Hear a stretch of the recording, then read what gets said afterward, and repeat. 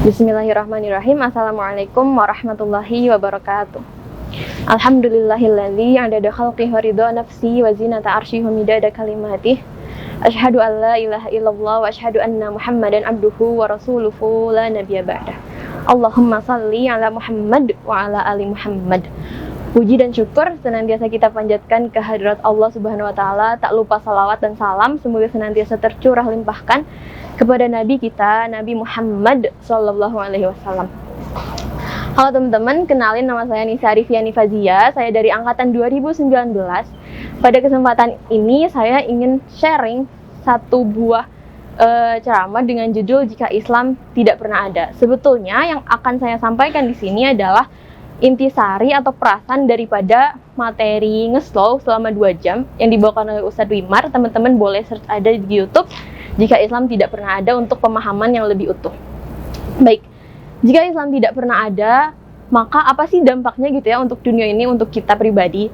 Ternyata jika Islam tidak pernah ada, kita nggak akan pernah tahu yang namanya kebenaran yang absolut, kebenaran yang hakiki. Kita hanya akan menemukan bahwa kebenaran itu ternyata relatif ketika tidak bawa-bawa Islam. Misalnya, makan itu yang benar pakai tangan kanan atau tangan kiri sih? Kita nggak akan pernah menemukan jawaban yang pasti ketika kita tidak bawa-bawa Islam. Orang Indonesia, dia akan dengan lantangnya menjawab bahwa makan yang benar itu pakai tangan kanan. Kenapa?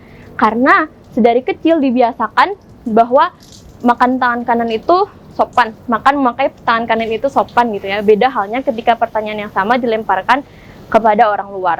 Pun ketika ditanya, misalnya bagaimana sih cara buang air besar yang benar itu? Ternyata Stanford University telah menemukan penelitian bahwa ada banyak penyakit yang ditemukan ketika kita terbiasa untuk buang air besar dengan cara duduk gitu ya. Dari sini kita dapat menyimpulkan bahwa ternyata akal itu tidak akan pernah mampu menjangkau satu nilai kebenaran yang mutlak, yang pasti benar gitu ya.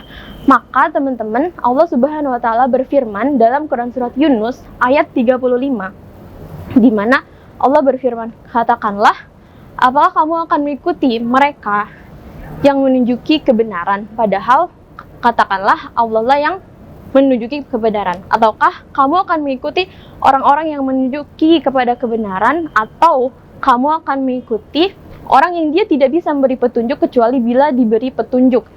Maka mengapa kamu berbuat demikian? Bagaimana kamu akan mengambil keputusan?"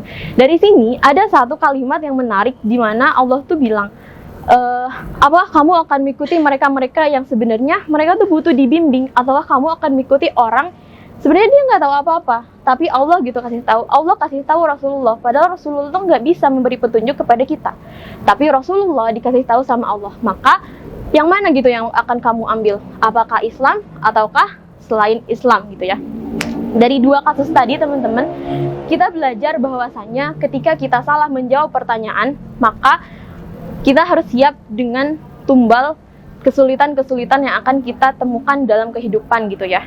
Ini cuma kasus sepele gitu ya, perkara makan pakai tangan kanan atau tangan kiri, perkara buang air besar yang benar kayak gimana. Kita belum berbicara mengenai bagaimana caranya memilih pasangan yang tepat, mengenai bagaimana untuk mengelola satu masyarakat, bagaimana untuk mengelola suatu negara.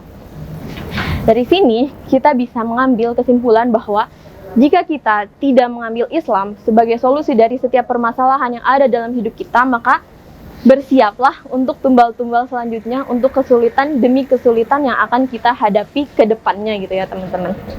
Nah, lalu gimana sih caranya agar kita tidak ada tumbal itu? Maka yuk kita sama-sama untuk mengkaji Islam supaya kita tahu bagaimana cara untuk menjalani hidup sesuai dengan apa yang Allah mau. Karena hidup ini bukan kita yang mengupayakan, tapi Allah yang beri gitu ya, supaya kita bisa hidup sesuai dengan apa yang Allah mau. Yuk pelajari Islam, yuk kita ambil Islam secara keseluruhan, supaya hidup kita bahagia, supaya hidup kita nggak hanya sia-sia belaka gitu ya.